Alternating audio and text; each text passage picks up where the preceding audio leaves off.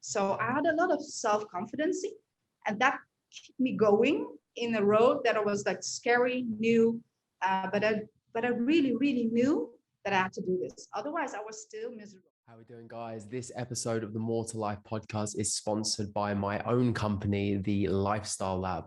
Now, the reason I created this podcast is because I want to inspire people to have more free and fulfilling lives. And the epic people that I bring onto this podcast are doing it. They're out there living it. They found their own way to find their own version of success and happiness. And I want that to be a cause of inspiration for other people.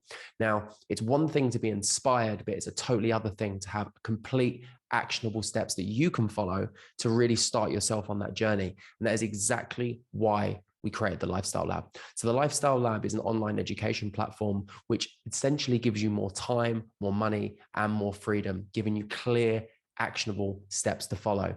Now, it's not just an education platform. It's so much more than that. It's a vibrant community of thousands of people that are all like-minded, trying to help each other out, all with the support of different mentors, helping you on those step-by-step guides. Now, what it's really about is it's about freedom. And we give you freedom on 3 levels within the Lifestyle Lab. So the first one is freedom within the system. This is what online business is all about. It's about being location independent. It's about being able to work anywhere. So say, for example, your government decides to lock you up for 6 months and you don't like that. Guess what? You can jump on a plane and go somewhere where you're not going into a lockdown that you don't really agree with. Right? As one example, not to mention the fact that if you're earning $2,000 online, that goes a hell of a lot further in Thailand or Bali or somewhere in South America than it does in LA, London, or many other Western places in the world. So you can quickly get a whole new level of financial freedom by being location independent. So that's freedom within the system. The second piece is freedom outside of the system. This is where crypto comes into play, because crypto is about so much more than trading and making money. It's really, really important for where our society is going, because when you're able to transact with other human beings without needing a bank to facilitate that, all of a sudden you reclaim a level of your sovereignty. You're not reliant on the banks. You're not reliant on government. And it creates a whole different situation that you exist in. So just to look at this and take it a little step further, is there are many, many examples of governments and banks over time who didn't allow the people that own the money in those accounts to actually withdraw it. And for me personally, that's not a level of power that I like to give away to somebody else. Hence why I believe in crypto. So this is freedom outside of the system. So how you leverage that is up to you, but that's personally why I believe in crypto so much.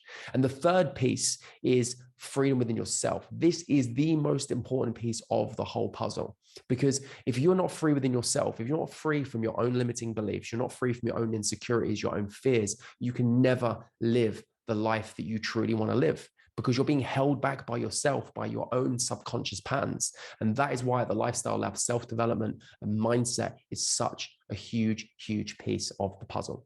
Now, if this is something you're interested in, if you're interested in acquiring these 3 levels of freedom through the Lifestyle Lab, we're doing a special offer for the More to Life podcast listeners. So what we're doing is we're doing 10% off our lifetime package, which means that you get access to everything that we offer for 447. You pay once, that's it. And that means you get access to all the live mentors, all the live Q&As, you get access to the community, all the educational material, all the step-by-step business models that anybody can leverage with zero experience. It's all there, it's all available. So if you want to take advantage of this offer, all you have to do is follow the link that's in the description, use the code MORE2LIFE, that's MOORE, remember that one. Just use that, take advantage of it, and I'll see you on the other side. Other than that, I hope you enjoyed this episode of the podcast. What's been going on? I don't know. I don't have a very specific reason. It's just, I think I need a vacation now. I'm too long here in the Netherlands. Get out. Yeah, wait. Bali, so. Why don't you come to Bali, Ferrah? Like, it's pretty good out here. Yeah. I'm going to come, I think, after the summer. So I'm going to stay, 7 weeks in Turkey. Mm-hmm. And I think in October, maybe. That's a good time. Right? Yeah, I don't know. It will be the first time, but I was thinking about Tanzania, Zanzibar kind of planning, but Bali would be also very good. I've heard Zanzibar is pretty sick. Like everybody in Dubai seems to go to Zanzibar. Everyone was telling me about it. Okay, so we're gonna shift with all the crypto people were gonna sit in Zanzibar. Yeah, there must be some sort of tax efficient or corporate reason for it. It always is. Oh, So how are you? How's um, the Bali? yeah, I'm really good. I'm really good. Yeah, I've just been getting it, to be totally honest. Yeah, really? I've just been super productive. I've been training hard. I've been eating right. Just everything's been on point. Um, I've also been microdosing mushrooms every day, which has also been epic. Really, You really know what powerful. I'm using? You know what I'm using? Ormus. Do you know Ormus? White gold powder. No, it's not cocaine. It's Are you sure, Ferrah? Okay. Look, yeah. Yeah. Yeah, it's those not days they're past me, if I'm honest. But if you can tell me that it's for a self-development reason, yeah, I'm willing to exactly. listen. Like maybe that's also the reason that I'm very busy in spiritually with myself this couple of 1.5 months. Like I'm fully focused on myself now. So like the focus on me is very high now. And this is something that I didn't do for the last couple of 4 or 5 years, maybe. So fully focusing on job, business, other people, you know, your children, your family, blah, blah, blah. Now it's as if I turn the lens to myself.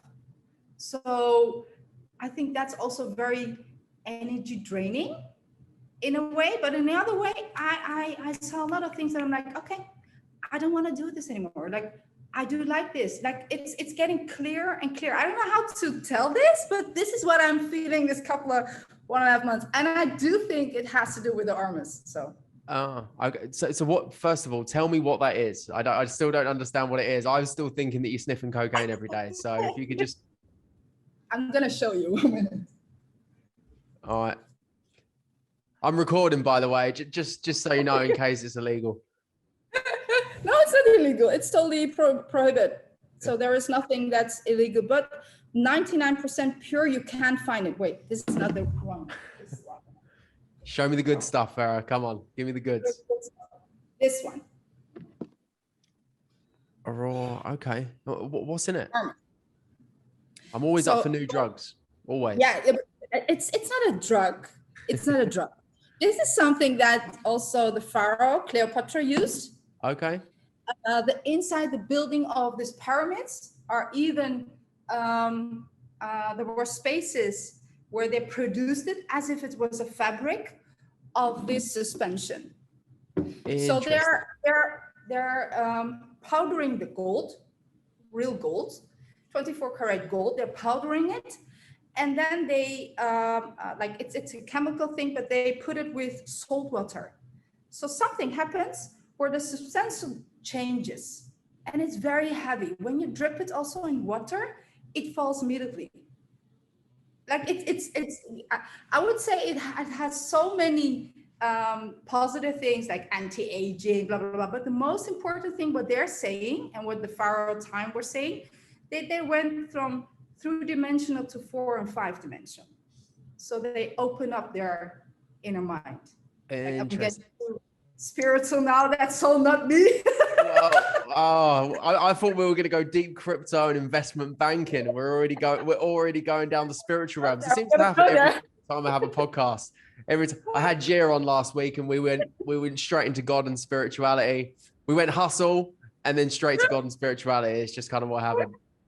But like I said, this is so not me, and this is what I'm feeling like 1.5 months now since I'm using this. Okay, so didn't the Egyptians used to usually like blue lotus and stuff as well? There's like other things like borderline psychedelic stuff they're using. I know very little about that, but it's not like that I'm seeing things or feeling things. No, like nothing like that. Not like, you know, using one of a drug and you're like spacing for 1 hour and it disappears. No, nothing like that. It's more like that I'm very sharp, even in meetings, or if I go through a deck, I immediately see things that I'm like, this is wrong, that has changed. Da, da, da, da. So I'm very fast in that now. And also my inner feelings. Like, for example, I truly drain now my children, my 2 daughters, when they are lying to me. Like it is spontaneously, I'm like, stop lying. And they're like, okay. okay, I'm gonna tell you the truth. So, and then they're, really like this. Like, I'm not joking, Joe. It's like I believe it. Trust me, I believe it. Trust me, I believe it. First of all, you're going to come home one day and your daughters are going to be pouring that down the sink, firstly. But I totally get it. I totally get it. Like everything you just said. So I've been getting a similar thing since I've been microdosing the mushrooms, right? I'm just so switched on and I'm just like a yes or a no to pretty much anything. It's like I'm refusing meetings. I'm just not turning up to shit. I'm just like, no, not interested. Even in our previous business interaction, I can't go into too much details. We signed an NDA. I was just like, no, I'm not having this. Like either you show up to the meeting or you don't. Like I'm just clear on everything, like that. That's what I also have. So it's not only with the business, but also like my personal life. Also how I'm treating now my girls without their saying anything. For example, I'm giving you just one example. In the morning, my youngest daughter of 13, I put like all kind of socials from Instagram, TikTok, Snap, everything is deleted, right? So I'm every time checking their phones and their laptops, and I'm, so in the morning I was like, nah, it doesn't feel right. I checked their phone. I'm like, what the heck? You have Snapchat again? And she was like, Mom, really? It was yesterday night. And my girlfriend, like the whole pop up, like I was like, see, I do feel it. And she was like, Mom, I'm getting scared of you because you're feeling it too accurately. I'm like, yeah, so don't do it anymore. just know that I know. Yeah, it's that simple. And she was like, did you put something in my phone where you can see? I'm like, no, I just felt it. It's a mom feeling. There's actually something I really want to touch on there, like, because essentially what we're talking about is intuition here. And I really want to get into talking about women in business, because I believe that women have such a different set of attributes to men in business. Now I'm going to piss off a lot of feminists here, but I feel like there's a reality to this. Before I get into that, I really want to drop a pin in that. And I would love for you to talk a little bit about your background before I jump into that, because I think that's a really beautiful point to go on. Yeah.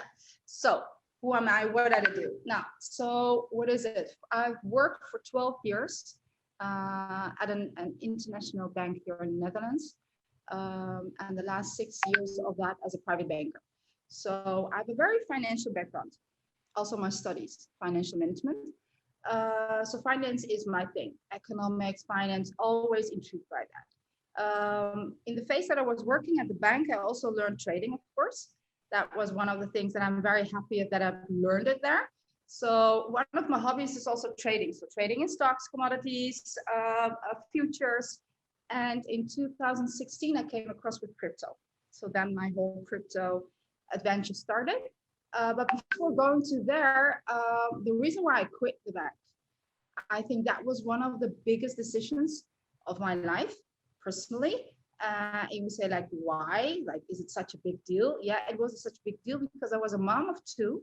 I was the person who was the head provider at home. So there was a lot of, responsibilities. I had a mortgage, I had a house, and a lot of things that you have to pay monthly. So it's not only you, it's your whole family that you have to provide. So then quitting a job where you're earning very well, for example, in those times, 80,000 was very well for a person who was just 31, not even, no, 30, 29. It was very high because I had a very, very niche portfolio of a lot of CEOs, CFOs, what I managed their wealth.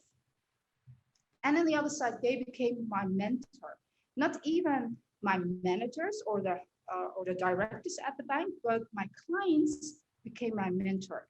Every time that I went to them, had a meeting, it was more like, okay, this is how it is, this is the finance, blah, blah, blah. And then they were like, okay, first, so what do you like, So it turned in a very different way of relationship with my clients.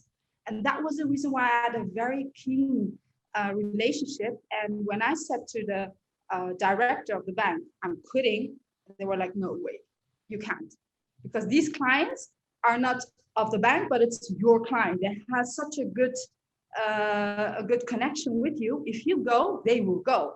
So I had a struggle for 1 year.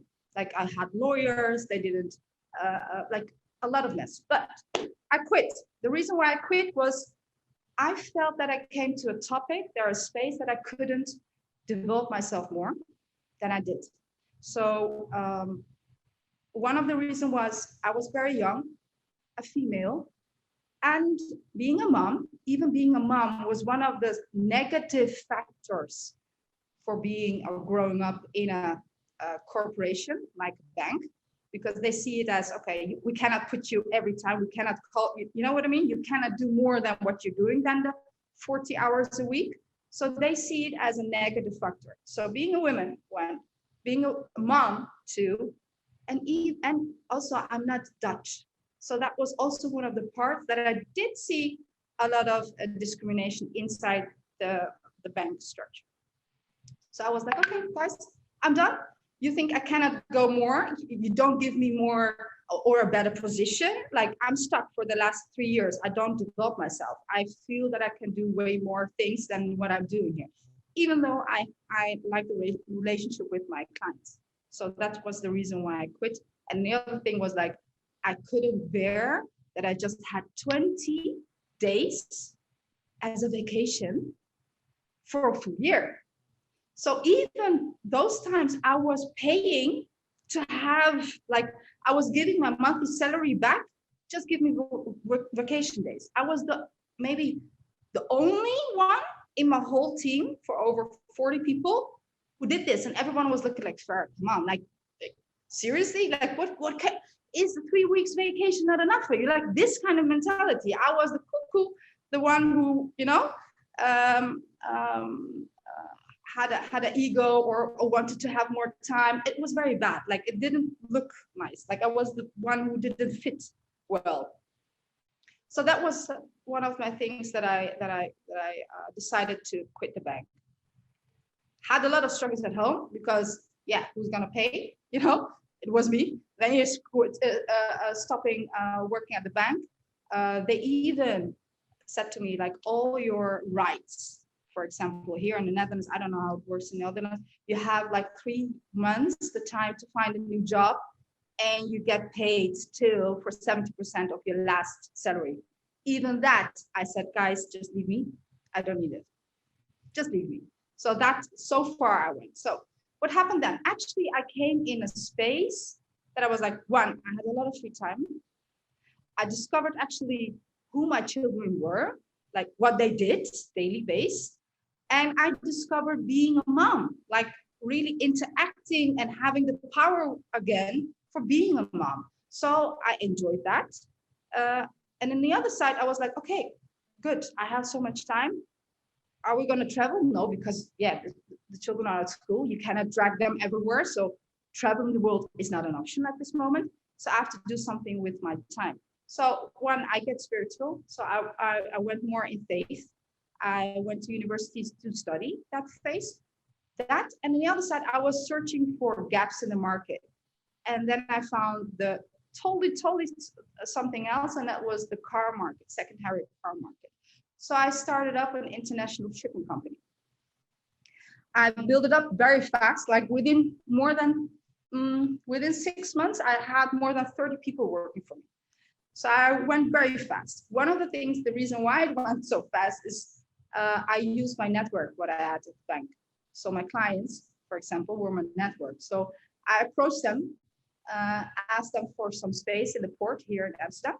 And then one of them arranged with the government here in Amsterdam because you cannot get a space.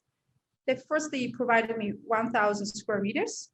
And within 2.5 months, I knocked again on the door. I said, guys, I need more.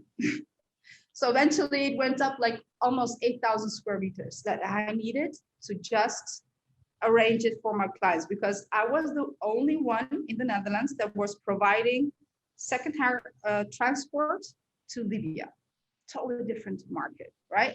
So because I was the only one, I didn't have to do any marketing. Arab people talked. So it was like, everybody was saying, oh my God, there is a space now in Amsterdam. So they rushed in. I arranged a lot of things. Like I learned how to do customs clearance, banking system-wise, also like a letter of credit, charting the vessels. So I learned a lot, like in a very, very short time, more than I ever learned at the bank.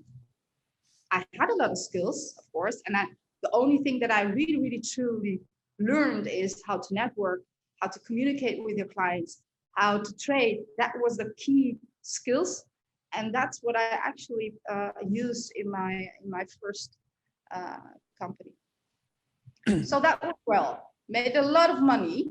Didn't have the time to spend. So yeah, accumulates, right?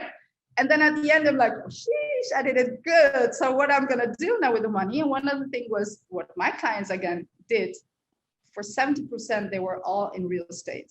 So then the whole real estate adventure started for me. First, I went to Dubai. So I invested there, got scammed for more than $500,000. So yeah, it was a good lesson. So that's one of the things that I also learned was you have to do your research. Like it doesn't matter in which kind of assets class you're putting your money in. First of all, do a very good research. Know the market, research the laws, everything, the ins and outs. But this is also something that counts for crypto. This is also what you're seeing in crypto. A lot of people are just jumping in this space without doing any research, just listening to like everyone or what all those TikToker gurus are telling. And yeah, but that's what it is. Like they don't do the fundamental analysis before they jump in. And this is what I also did with the real estate. So you can fall not only in crypto, you can fall it in every asset class. So learned the lesson there. Then I went to Turkey, invested there, and the investment in Turkey went very well. Until now, I'm earning very well in a passively way. Like I don't want to call it passive. I don't like the word passive because it's not. Like to be honest, it's not. If you build a very good team, then you can a bit relax, but still it's not passive. A lot of people, what I also see in Instagram, and I'm like, again, do you want to earn passive income? Like that kind of thing. I'm like, no way, it's not passive, girl. It's not passive. You have to work for it.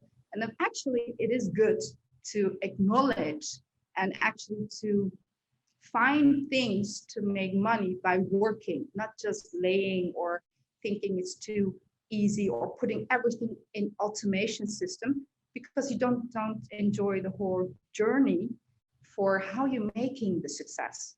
And then the money comes after.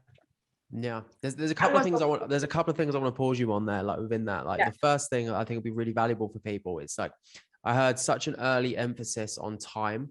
That was a big one. And then the next one was network. Now, I feel that so many people get so caught up in their particular profession. And one of the biggest things that stops people from leaving a job that they don't like necessarily is the fact that they're earning good money and they're not putting a big enough emphasis on the value of their own time. And what you just described there, it was you had the courage to quit a job that wasn't working for you because you knew you didn't have enough time. And then you knew also that once you had that valuable commodity of time, that you trusted in yourself to turn that into something valuable. Exactly. Because one of the things, maybe that's my character, I don't like negative energy, like even with feelings.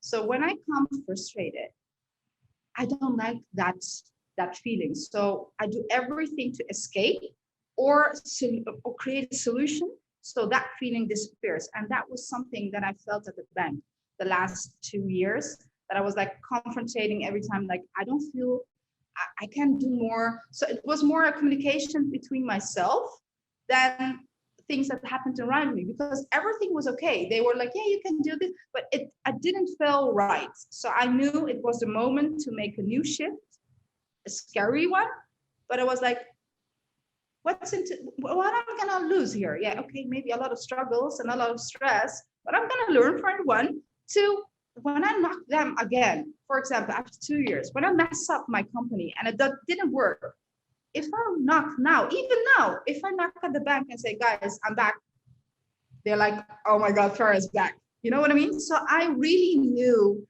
what I was and what kind of value I was dropping. So I had a lot of self-confidence, and that kept me going in a road that was like scary, new, but I really, really knew that I had to do this. Otherwise, I was still miserable. I think I was in a burnout or something now. For sure. We've all been there.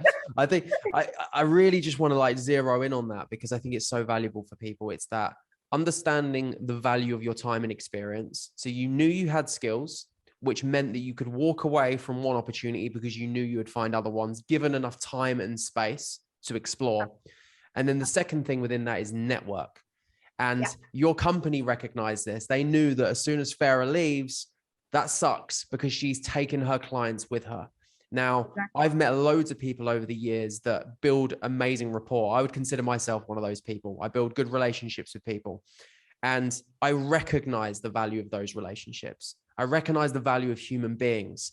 And that is so much more valuable to me than money. Yeah. I know that I can do anything, right? I know I could, as long as I've got enough time and I've got the relationships that I have, I will walk into another business tomorrow and I'll be able to turn it into something.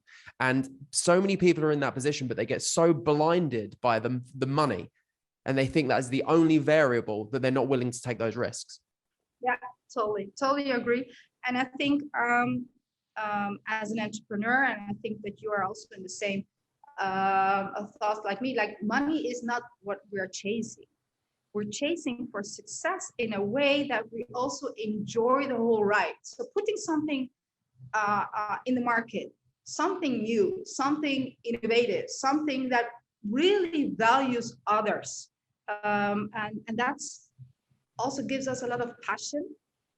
And that's the reason why we don't feel that we're working. You know what I mean? Like when people say like, oh my God, I see you always on your laptop and you're working. I'm like, working? No, I'm not working. I'm not working. Like to put that in your mind, I'm not working. The things that I feel like working, I delegate. That's what I do. Like, I don't like to do all the administration stuff. So the accountancy, I'm like, this is for you guys. That's how I'm getting so much better at that now. Like I've just hired a PA and she's unbelievable. She's taking so much weight off of the things that I just don't want to be thinking about so I can focus on the things that I do. And it is just a complete game changer.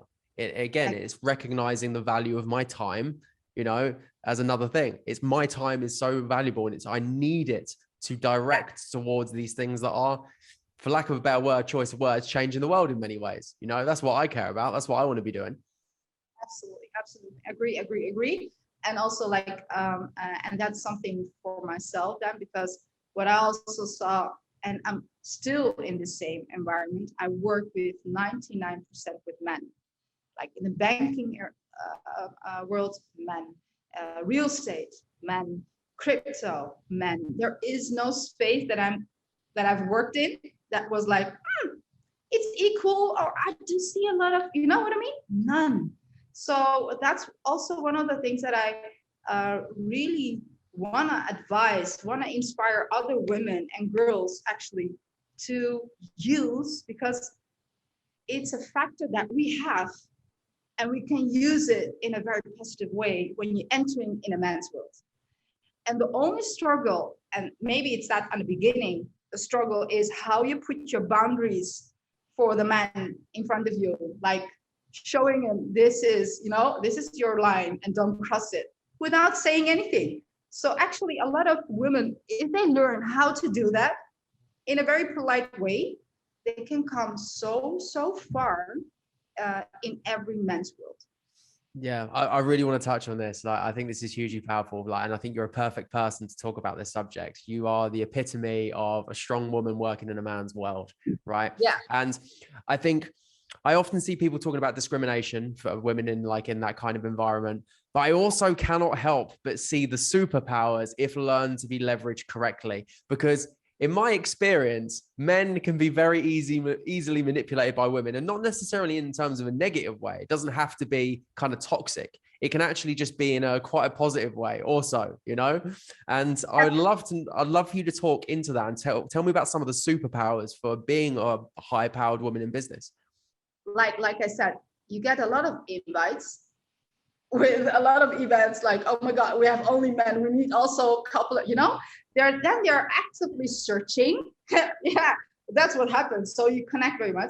Networking is very easy for us. Like, I don't know how men does it, but we don't have to do much. Like entering an event and you just you are a visitor card. Like, wow, but that's it. So I'm surrounded by wealthy men that want to talk to me. How did that happen? That's how it happened. So being a woman that has a lot of positive things, and also what else? For example, I had a meeting 3 days ago, and these guys are like management board, high value, like they're thinking, oh, they know everything, blah blah blah. So we had a meeting, and that didn't actually, there was not a certain topic, but it's more like they had some struggles in the company, and they were like, we need some guidance from an entrepreneur or somebody outside who looks at it with a helicopter view, and so when I came in, they were like, she's gonna tell us how we're gonna work. Like that was I saw that immediately in their eyes, right? So then we had a meeting, like was 1.5 hours, and for 1 hour I was the one who was talking. So they were like, At the end, there were like 2 puppies. They were like, Ferrah, when do you have time? We need this. Like, we need this. Like, I'm like, a total shift. How I saw these guys entering the meeting room with very, this ego and that macho, and like, we know it, and you're gonna come and tell us how we're gonna work. That feeling dropped below 0. And there were like 2 puppies who were like, okay, let's do this. When do you have time? I'm like, I'm gonna go to Turkey. I have a vacation for 7 weeks, so I don't have time now. So when I come back, I will check how my agenda looks. And they were like very silent. So you can use your power in different ways. And what I do see, and that's the reason why I also delete all the social media accounts on the phones of my daughters, is media drills the brains of these girls in a very, very negative way. The only thing that I see is you have to look pretty, because that's the way how you drop your value, because this is what girls are thinking now. You have to show yourself. The more you show, the more you will get. Insanely DMs that these girls are getting, even me, like if I show you the DMs that men send me, you're like, really? I've seen really? Some of this weird shit. Just for like, as a fun activity, one of my ex-girlfriends was like, do you want to see some of the weird messages I get from men? And I was like, absolutely, let's have a look at this stuff.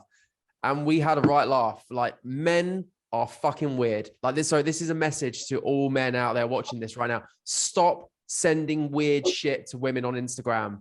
Just stop it. Just fucking stop it. It's really weird.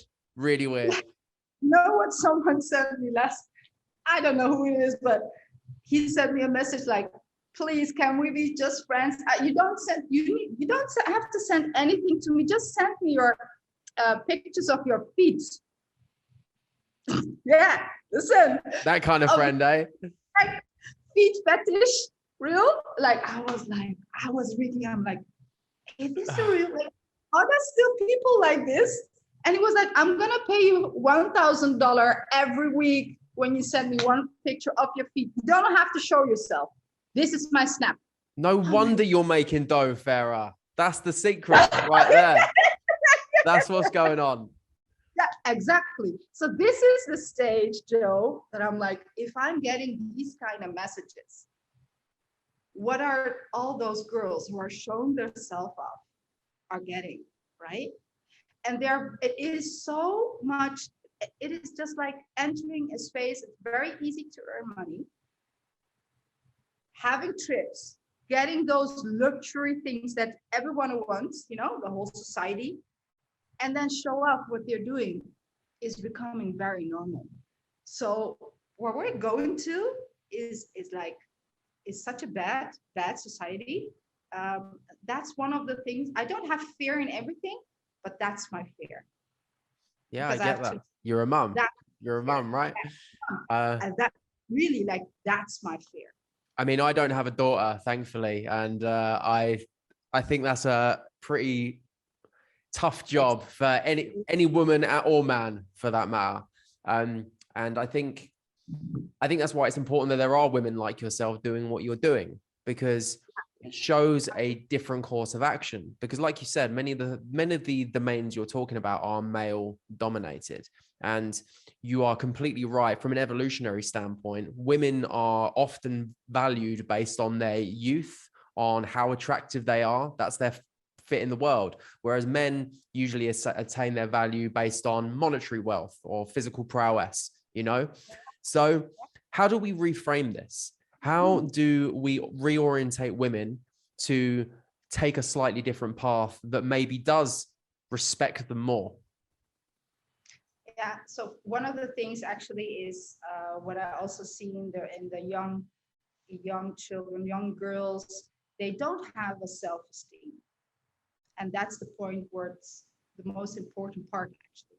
Because when you don't have a self-esteem, you look in everything that you're scrolling through, it's a brainwashing machine. What you're having, these signals, these videos, these turning things like plastic surgery, even though those girls are so beautiful, they do it because everybody does it.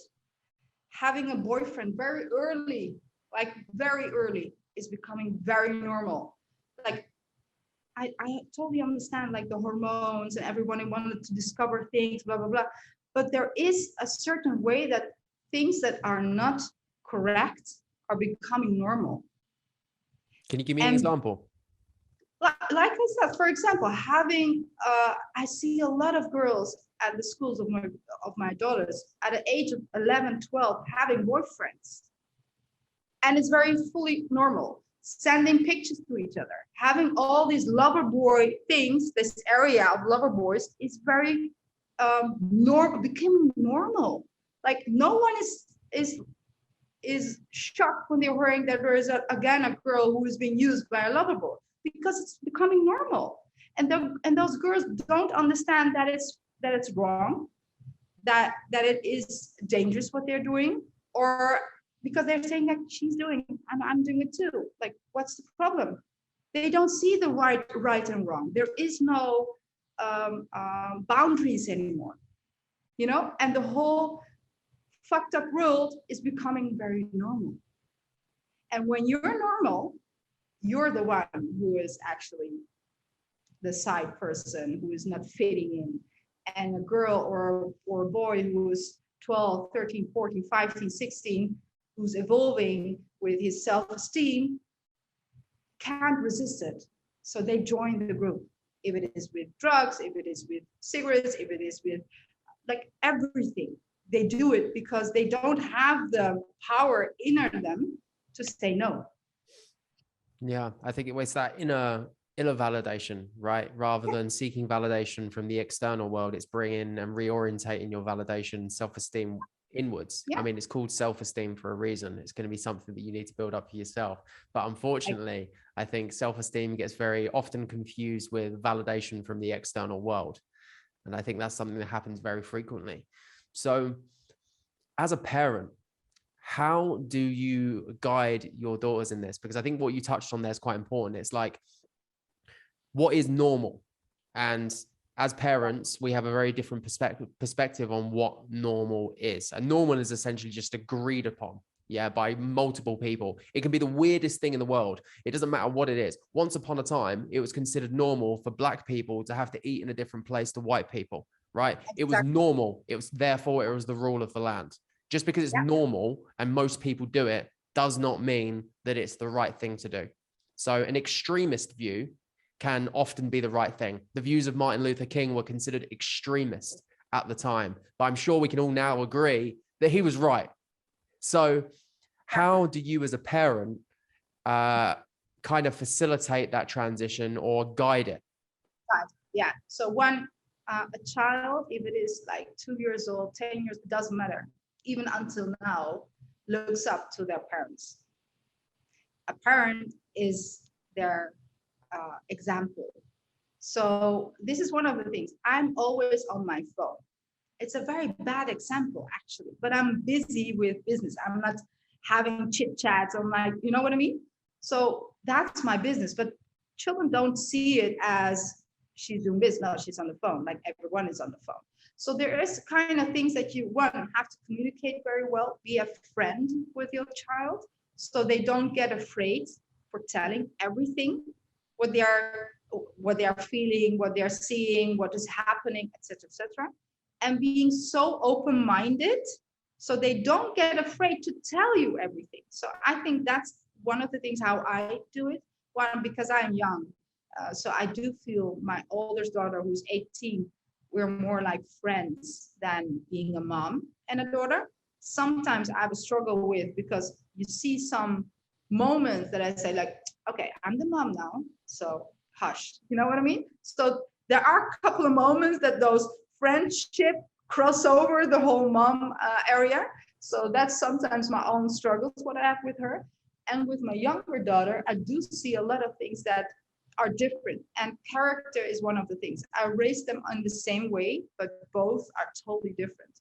My older girl has more self-esteem, and she can tell everything what she thinks, like blah blah blah blah, blah, like a lawyer. You can't say something without argumenting with her. So it's very good, because I always said that even though when I'm saying you something, you for example, you cannot go to that place with friends after 9.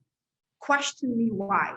You know, I always said that, because that's very important. Saying just no and not telling them why I'm saying no confuses children. So children are like, okay, she said no, but okay, it's no. But why it's no? I don't know. She said no. So they have to understand why mom or dad is saying or giving different kind of rules or regulations in the house and outside the house, so they can understand and see the reason why we're doing it. Yeah. They will adapt it and do it then too, because they understand the reason. So that's one of the things how I do. And with my younger daughter, I do see she's very sensitive. Like every kind of change, if it is even in the house or outside, going somewhere else, it is hard for her. My other daughter, she doesn't have any problem with it, but my youngest has. So I need some more time with her to manage it in a way that she's, adapts it. Every change, what happens in her life, if it is emotional, if it is something around her. And I also talk a lot with the friends of her. So that's one of the things that I'm very, very strict with it. Like, who are your friends? And I want to meet them. And I want them to stay at my home. Like, I'm not like obsessed with control, absolutely not. But this is what I do. It's like a screening, actually, what I do with their environment. So then I can let them go. You know what I mean? So if they have a party, like, for example, my older daughter, she was like, I have my diploma. Can I go to a festival? And I'm like, with who are you going? I'm like, yeah, sure, why not? And she was like, Mom, seriously? I can go? I'm like, yeah, you can go, because I know with who you're going. And this is the time that I want that you can come home. And when I message you, we have to, be careful with drinks or whatever. You know what I mean? Like these kind of things. If you communicate it, you will give your child a lot of self-esteem. And this comes from the parent. And if they don't give it in a correct way, and it's not like that parents are doing it by knowing this, it's more like everybody is in such a rush with their life that they forget to communicate with their children. And then there are gaps in the mind of this child, and that gets filled with all this media, with wrong friends, what they're seeing, and then they are crying afterwards, like what happened with my child, blah, blah, blah. But it starts with the parentingship and be an example. So you can't say to your child, go write a book, go read a book, if you're sitting the whole day behind your game or watching TV. So you can't. Like they're looking at like, what a hypocrite. Do it first yourself and then come to say it to me, right? So these are the things that I think we have to educate parents so they can educate their children. And it starts there. That's how I see it. Yeah, I love how you describe that. I always end up kind of evaluating this from a business perspective. And like the first thing I picked up on there is you're essentially teaching critical thinking. You're teaching your daughter, like, it's not good enough for me to tell you what to do. You need to understand why I want to achieve that. What is the end goal? The end goal is I want you to be alive. I want you to stay safe. I don't want horrific things to happen to you. So we're going to reverse engineer this in a way that that's what the end result is. And then, because I guess I'm not a father, but I at least understand that the goal of being a parent is to be able to release them into the world so they can survive themselves. I'm not always going to be around to make sure that happens. So without critical thinking, that's never going to happen. So I just end up thinking it in a business like context. You need to give them critical thinking. You need to give them enough ownership so they can make their own decisions and use their own skills. And you need to communicate very clearly what you're trying to achieve, because if they're clear on that, you usually have the same objective. I'm sure the child wants to be safe just as much as you want the child to be safe, right? Exactly. So these kind of things, like there was a lot of media proposed about at festivals or clubs that there were needling, like men were needling girls, and there were like a lot of situations that happened. So I showed my daughter, like, see what happens. So it's not like I don't trust you, I trust you, but I don't trust the environment where you're going to. So just be with your eyes open and understand people are not there for being nice to you. You know Just what I mean? check my Instagram DMs. I showed them, and they were like they were laughing, like, oh my God, is this for real? But this is what it is, Joe. Like it's very scary. That's the only fear, actually, that I have. I don't want to call it fear, because fear, you attract it again. But that's the only thing that my motherhood, you know, that power inside that pops up. I'm like, no way, it's not gonna happen with my girls. So this is the thing that I'm afraid of. For the rest, I don't care. It's more like they have to fall, they have to see how it works, they have to feel being without money, they have to go through the struggle, because the struggle is a good thing, actually, because if you get things in life without struggle, it gets so easy that it doesn't have value. You don't get the happiness from it, so they have to feed it. And I always said, like, for example, my youngest daughter has this problem when I sold my old house before, and we shifted to a new house. She was like fully like, oh my God, I want my old room. I want my, you know, that feeling. And I'm like, don't get attached to material things.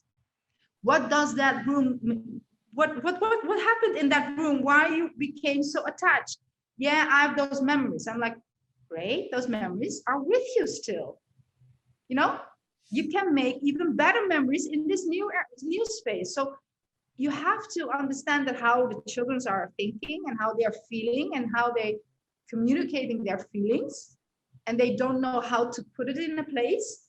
And this is, I think, very important for a parent to start very young, telling them that material things are just materials. They're just for a use case and nothing more. Don't get attached. I love what you said there. I love what you said there, because it kind of rhymes with something I used to say, which is like, value is derived from scarcity and difficulty. Yeah. So if it's not scarce, then it doesn't have value. And if it's not difficult to obtain, then by default, it's not valuable. So if you get like a trust fund kid that's been given millions, they don't value that money because they didn't have to work through anything necessarily to achieve it. Now, if you have to invest a lot of time and energy to get something, whether it be a degree, a master's, it took a long time, therefore it was difficult, or it cost a lot of pain and hardship, therefore it was difficult. And not everybody has it. Therefore it has scarcity, therefore it has value. In the absence of those things, we don't give a fuck whether we have it or not. Therefore, it's completely worthless. And we all have a tendency to idolize these things and think they have value based on them just being what they are. But the only reason they have value to us as human beings is, again, because of that difficulty and because of that scarcity. Yeah, definitely. One of the examples was when I'm trading, and my older daughter saw how I was trading on crypto, and she was like, Mom, sell it. Like, this is so much, sell it. And I'm like, it's just a number. You see it, right? It's just a mathematical number. And she's like, Mom, you can buy this. And she was immediately making that number into a physical thing. You know what I mean? So I'm like, I don't see it. I don't see it. You know what I mean? So that's how children work. And this is the reason why I also am very afraid with this whole media thing and what we're going through. Actually, this whole social media is the first step to the next level of like the metaverse, you know? So the metaverse, as a crypto addict, fanatic, I love seeing what's going on with this whole innovative part, but I do see a lot of danger who's going to come in our path for ourselves and for our children. So that's also an area I'm like, metaverse, I want to be a producer there, but not a consumer. I agree. Let's talk about that. Let's get into this. Like we're obviously deep in on crypto. We're as deep as it gets really at this point. Let's be honest. The metaverse specifically, of course, with my background with Unix and everything that we've done there.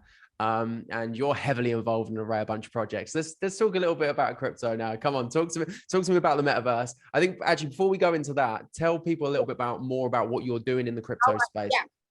So that's maybe a good part. So like I said, I learned this whole skill trading in the banking career of mine. So in 2016, end of 2016, I came across with crypto.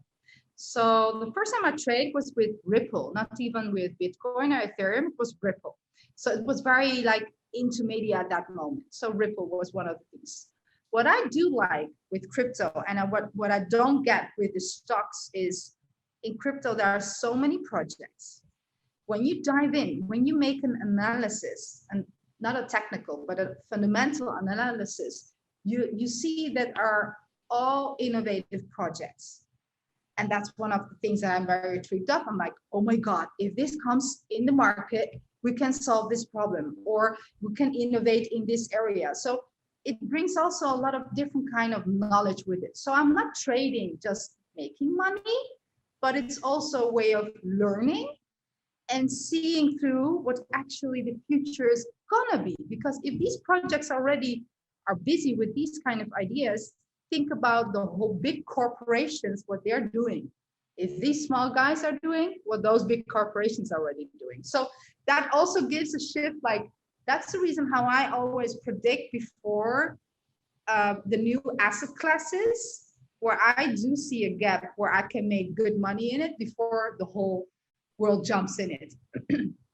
This is the way how I work. So I came across in 2016 with Ripple. I traded a lot. I made a good money because you see a kind of range. So the whole bear market, I tested that. So I was also a very good way to see how these asset classes with a high risk can change in one day. That was like totally different what you don't see in the stock and the commodities. And I was also like the stocks and the commodities are very, very, you saw my youngest girl, right? Yeah, are very, very slow. With the crypto, you can earn in a day more than 100% easily. You have a good one. And with stocks, you're staying stuck with the whole day for 1%, 2%, 3%, 5%. Oh my God, that's the best day in the whole month. You know what I mean? So that's why I skipped the whole stocks. When you enter crypto, you forget everything. You forget Forex, you forget stocks, you get fully into crypto. In 2020, the hype came up, and I was always the one who was telling since 2016 to everyone that I know, also on my socials, I always posted about crypto.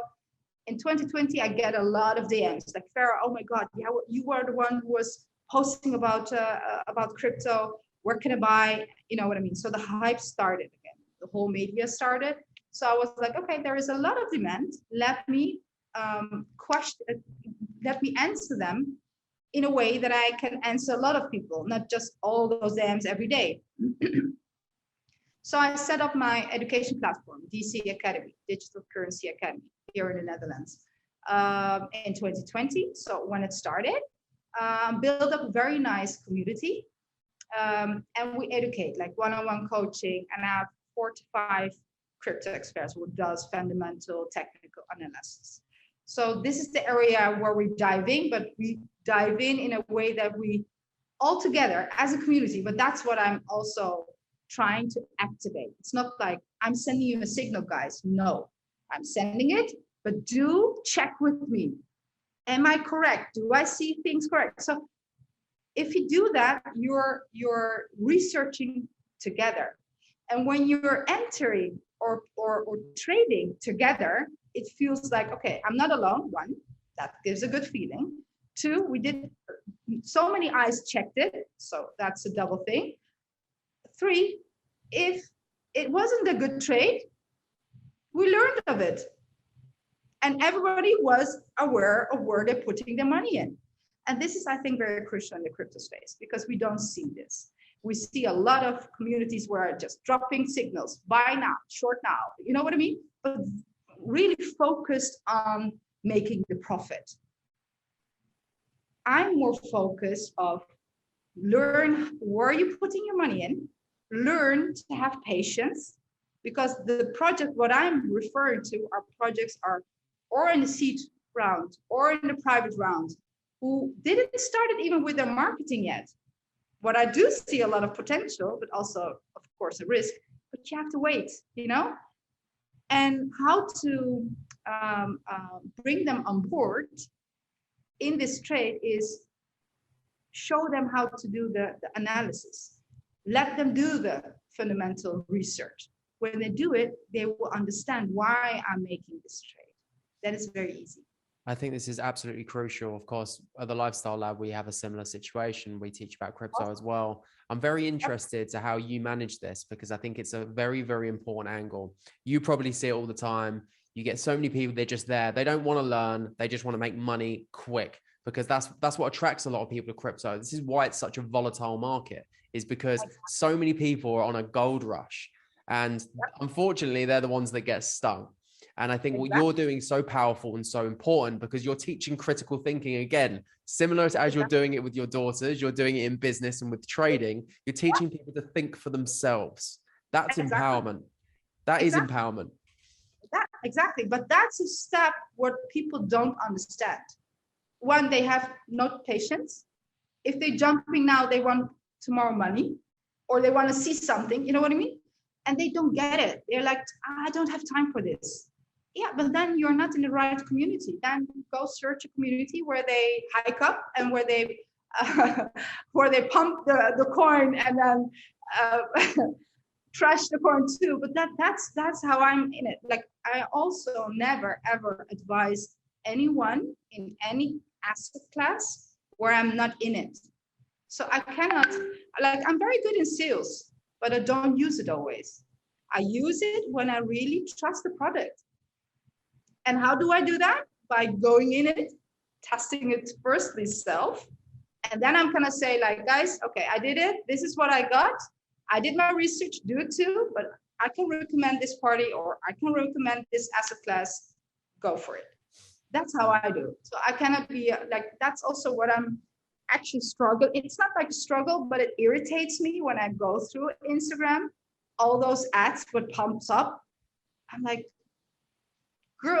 boys, girls who are 20, 22, screaming that they're a coach and that they can teach what they did. And I'm like, okay, girl, what did you, do you have a company? Oh no, they have a course. Okay. They're teaching you how to sell a product. Like, it doesn't matter. I'm like, okay, but did you become successful? It doesn't mean that you have to be a millionaire. Like that be clear. Do you have something that you generated for yourself, a real cash flow? Like really? Or are you here cash grabbing people by just selling your course because you're a good salesman or a salesperson? But this topic, Joe, you're laughing, but really it irritates me. Trust me, it irritates me as well. It drives me. It's one of the reasons I started the Lifestyle Lab. Literally, it's because I was so pissed off with people that are making more money out of selling the thing they pretend they're good at than actually doing the thing in the course. And it's just infuriating. And the reason it annoys me is because it lacks integrity, right? And I've done things in the past that lacked integrity. I'd hold my hands up to it. Now I'm in a space where I don't. And when I see that stuff, it triggers me because it reminds me of a past version of myself who sucked. That's one of the things that I'm like, okay, like, and I do get a lot of DMs. Fair, can you have a one-on-one coach? Like, I love to, I don't have time. Like, that's also the struggle and the juggle that we all have. When you're really, really successful in what you're doing, you don't need marketing. You don't. People come to you. That's one of the things that I truly made millions of money in my first company in international shipping. Not €1 I spent for marketing, not one. Because why? My service and the gap and the niche that I found was so accurate, and my timing, of course, was so accurate that I didn't need a marketing. Because people did it for me, because they were happy with the service, they were happy with the product or whatever, and they did it without saying or asking them. So, okay, that's a different area. And we see if you want to sell something online, it has to come with marketing. Agree. But there is marketing and there is marketing. You know what I mean? There is a way of pushing a product, and there is a way of let the product sell himself a bit and bringing it on a platform where people can see it. I love that. I think, and what you're talking about there is actually having skills. Right? It's actually being good at something, because when you are good at something, other people will talk about you being good at something. That's powerful. And I think another really important thing in there is so many people that want to get wealthy are actually looking for freedom. That's ultimately what their goal is. And those exact same people that jump into crypto thinking they're going to get rich quick, they're looking for freedom that they think the money is going to give them. The irony there is no freedom if you do it by chance, because if you do something by chance, you're not coming from an empowered space. So you're not free because you're relying on somebody else to give you a signal to be able to make money. And the time you become free is when you've already got a fishing rod and you know you can catch any time. So there is no substitute for acquiring skills. If you want to be free, if you want your own sovereignty, you have to acquire skills. You have to be good at something, and then you're able to do what you want in the world, right? Exactly. Fully. That's it. Get skills. There is no replacement. You will not get rich quick. And if you do get rich quick, you'll lose it just as fast, because it wasn't skill, it was luck. It happens, you know? And because you got it by chance, you don't value it because it wasn't difficult to obtain. Therefore, you will lose it just as quick. Yeah, and you don't become happy. Like, it doesn't make you happy. Like, I will send you afterwards. I will send you a couple of videos for a TV program that I joined. They put me in a position that like how a person who is financially free living and a person who is struggling with money. And every day the question of them was, money, does it make you happy? Like, that was the question. They were trying to hit it in, money makes you happy. And I'm like, money doesn't make you happy. Like, that's not the thing. It gives you, it makes the like living easier and better. And you don't have the struggle for your monthly payments, but it doesn't make you happy. What makes me happy is the moments which you can create because you have the money. For example, you can pay your vacation, you need the money, but eventually the moments, the things that you're doing there, the memories that you're doing there, the meetings that you're having there, the culture that you're tasting, doing, seeing, that's what makes us happy. For sure. And why are they deemed valuable? Because they're a once in a lifetime. You only get to live it once. And there's the scarcity.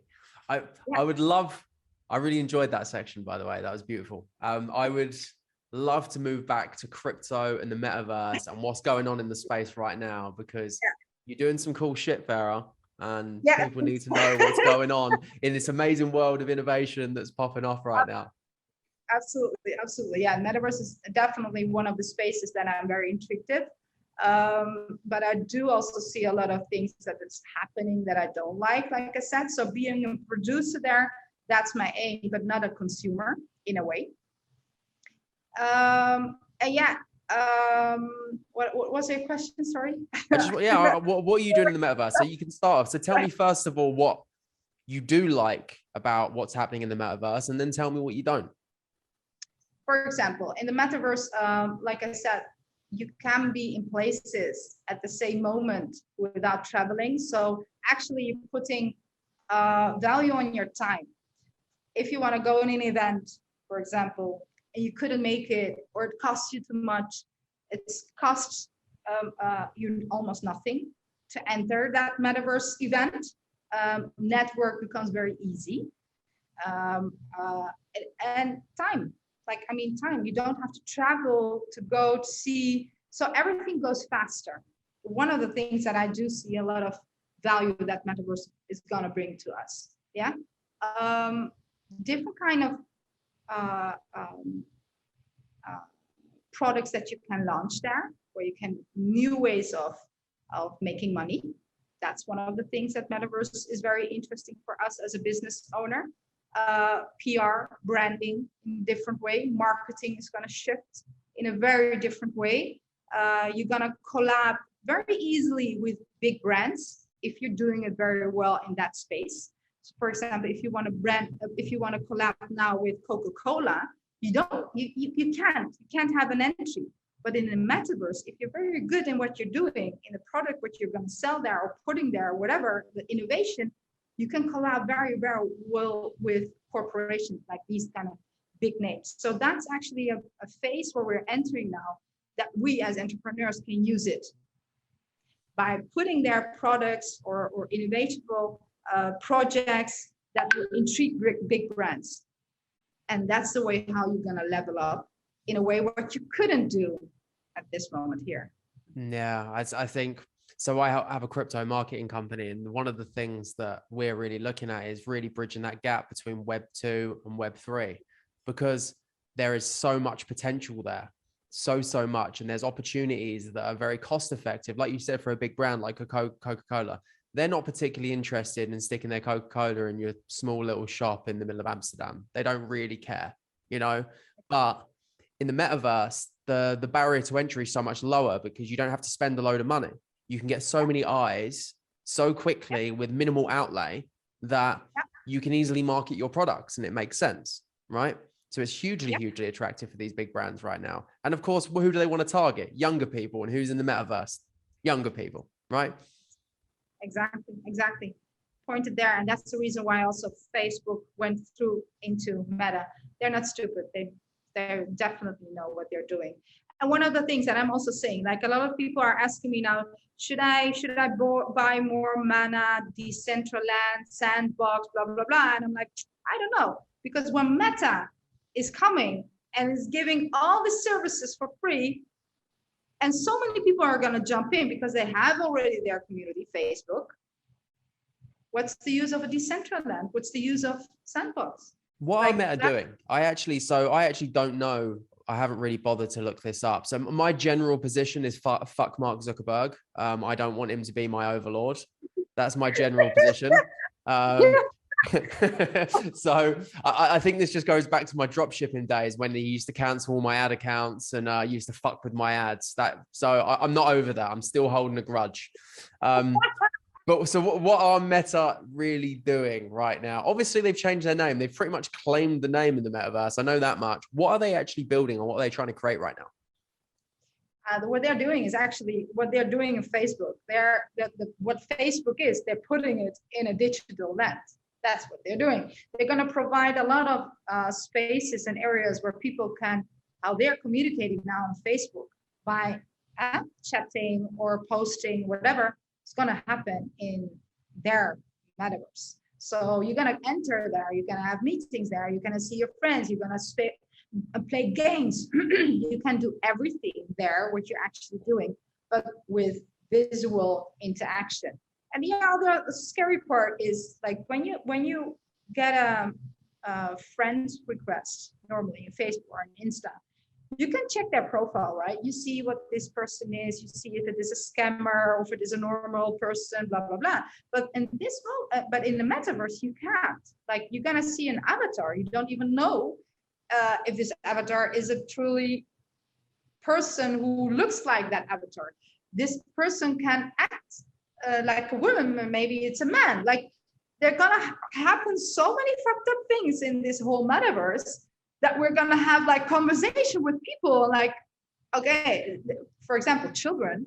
The easiest way for a pedophile, I'm again like a mom. I'm thinking like a mom.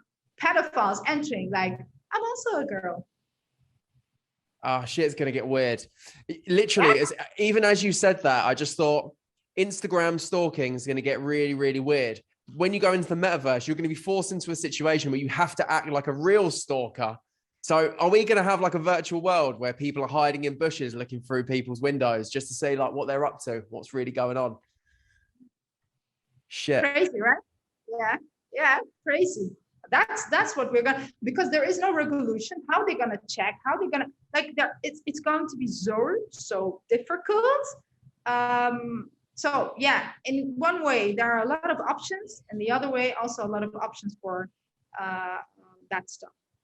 It's going to create a very interesting world where we're going in, but this is kind of something I look at. Whether you like it or not, you cannot fight innovation. This is a reality. It's like that with Bitcoin is a good example. It's like right now, Bitcoin is unstoppable, in my opinion. Yeah. There's nothing you can do. And let me be very clear. Financial institutions right now, if they had a choice to say there's no Bitcoin, they would be doing it in a heartbeat. But the reality is it's too big to fail right now. Okay. And that's what's going to happen with the metaverse. You can't stop innovation. It's already happening. I always say that we've actually been existing in a metaverse for quite some time anyway. Anytime I've been projecting my consciousness into my phone, looking at Instagram, I've been putting my consciousness into a metaverse. The only difference is now we're blurring the lines between what is this reality and what is another one. We can't stop that from happening. All we can really do is try and make it a better metaverse than Mark Zuckerberg's going to make it. Yeah, exactly that. So what are you doing, Ferrah? So tell me like the kinds of companies that you're working with right now. So I know you're working in the crypto space, you're working with metaverse projects. Tell me a little bit. So obviously none of the secret stuff. I know that there's NDAs in place. There's definitely some NDAs. I won't be talking about that. But can you talk about some of the projects that you're working on in the space? So I have a team. Also, I have an office in Turkey. So I work there with top students of Technopark, sort of Silicon Valley of Turkey, where we create innovative projects. And a lot of projects that we're signing now is also for the metaverse, like crypto space, blockchain related innovations. So I'm busy also with real estate based things. I'm busy with transportation innovation projects. I'm busy with tokenizing ideas, so the NFT part. So there are a lot of projects, and the thing that I also love to do is work with young, smart, talented students, or like doesn't have to be a talented student, but I mean like generally set, with people, because they are very eager, very creative. They didn't have the real struggle of life, so they are full of energy and positive. So they're not knocked down when they're 35 and they're like, I give up, like what, you know? So they're very in the early stage. So you can level up with them. They can come up with very crazy ideas which you can implement and help them out and see them developing themselves. So that's one of the things that I truly love seeing and doing. So inspire them, help them with their ideas, level them up, learn them things by working together. That's one of the things that I also love to do. That's why I'm very into a lot of projects. Not that I'm doing it every day. It's more like that I'm guiding and consulting and advising them and inspiring and searching places how we can put those talented young girls and women and men in good places so they can develop themselves more, because they they will be my network. I'm not only busy with the network that I already have, I'm already busy with creating a new network for myself that I'm 100% gonna use. after 5, 6, 10 years. You're growing those young innovators. You are growing them. I like it. I like it. I think that's an epic point to end on. I would love for you to tell people where they can find more of you. I think everything you've said has been really inspiring to mums out there, women in business, women in crypto. There's so many different amazing points that you've raised there. And I think there's going to be a lot of people that want to get in touch with you. So can you tell people about your platforms, your academy, where they can find you? Yeah, for example, my Instagram, of course, Ferrah Simsek, just my name. My website is also almost online, so you can find me on the internet on ferrahsimsek.com and .world. DC Academy Instagram page, but also the website dcacademy.world. And of course, through you, Joe.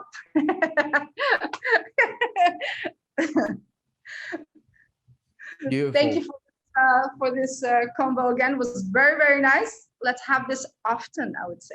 Let's do it. Let's do it. It's always an absolute pleasure. And as like a closing statement, have you got some advice that you would give to people, or give some advice that you would give to your younger self? Yeah, younger self, believe in yourself. When you don't believe in yourself, how you can expect from others that they're gonna believe in you? Just start with yourself. It happens all here with yourself, here and here. That's it. Love it. Thank you very much, Ferrah. That was an absolute pleasure. Same. Thank you, Joe. Take care. Take care.